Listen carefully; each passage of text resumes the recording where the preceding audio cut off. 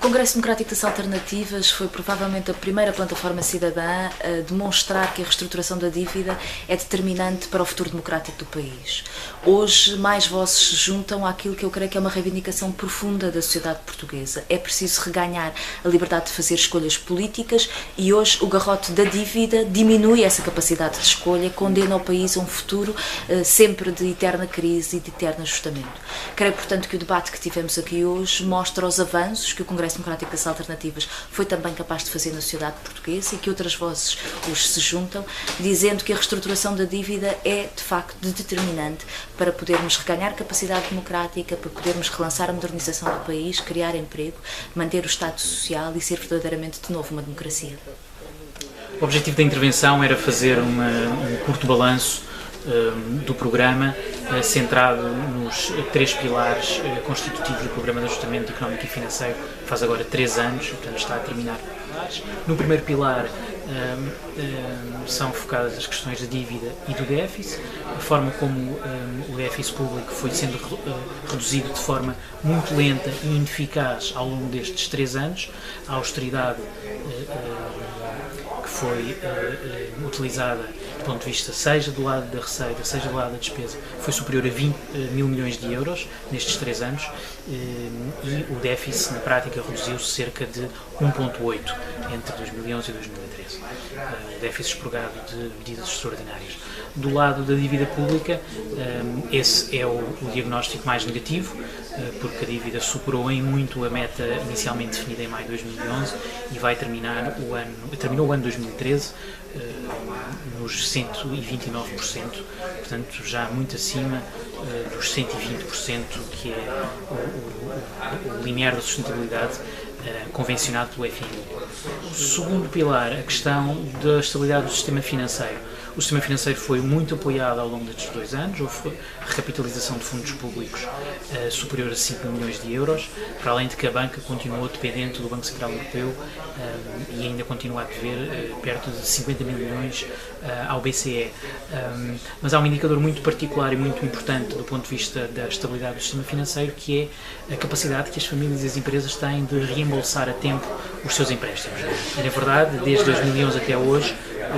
tem havido um crescimento mais ou menos sistemático do crédito mal parado, seja das empresas, tanto as pequenas e médias empresas como as grandes empresas, e também das famílias, seja no crédito à habitação como no crédito ao consumo. No terceiro pilar do programa tinha um objetivo de melhorar a competitividade da economia portuguesa através das reformas estruturais. Bom, as reformas estruturais foram muitas legisladas e colocadas em prática. Naturalmente os seus efeitos são incertos e vão durar muito tempo a produzir consequências e mudanças na economia nacional, por isso é difícil fazer uma avaliação dos seus efeitos hoje. No entanto, o que aconteceu nos últimos 3 anos relativamente ao investimento e ao emprego, já podemos ter uma ideia. O investimento caiu 30% entre 2011 e 2013, portanto, queda acumulada em 3 anos, 30% é muitíssimo, significa que o país está a perder capacidades todos os dias de fazer face aos desafios económicos do futuro. Do lado do emprego, o que se tem observado é que, apesar do objetivo do governo da Troika passar por uma realocação dos recursos humanos dos setores ditos não transacionáveis para os setores transacionáveis, o que se tem visto é o oposto. O setor transacionável por excelência, a indústria transformadora, tem perdido emprego sistematicamente em 2011, 2012 e 2013, enquanto que os setores não transacionáveis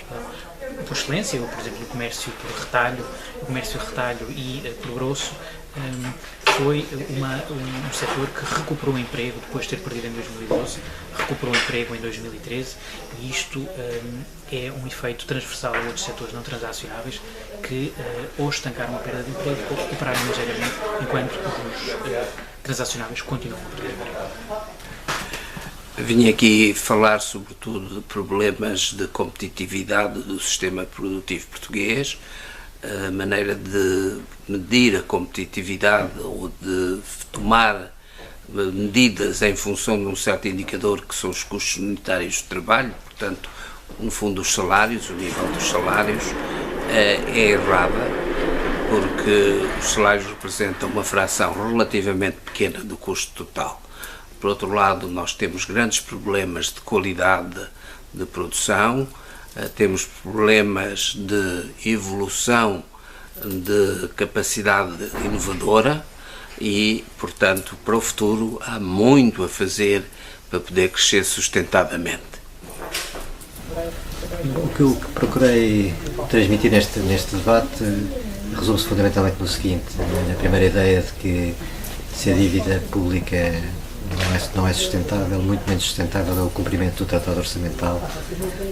na sua letra ou na interpretação que lhe dá o Presidente da República. E não sendo sustentável a dívida pública, não sendo sustentável o cumprimento do Tratado, a alternativa que se coloca, e isso hoje é cada vez mais bem compreendido na sociedade portuguesa, é a questão da reestruturação da dívida. Uma reestruturação que envolve sempre um processo negocial com os credores, mas é um processo negocial com os credores que tem que ser exercido a partir de todos os instrumentos e toda a determinação do Estado português e da melhor preparação política e técnica para esse processo.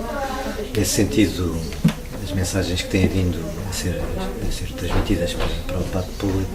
estão a ajudar o início de um debate que nos ajudará a compreender que se o enquadramento institucional europeu seria o quadro desejável de uma resolução desse tipo, nem por isso o problema deixa de existir se nesse quadro não surgirem as soluções urgentes e as escolhas que são necessárias fazer, as escolhas que se vão impor a curto prazo para a sociedade portuguesa, passam pelo desencadeamento do processo negocial com os credores, ocorra ele no quadro europeu ou fora dele, e tudo isso pressupõe que exista uma tomada de consciência, uma preparação coletiva que forme uma vontade e uma determinação que garanta o futuro para Portugal, o futuro para os mais jovens, o futuro para as gerações futuras.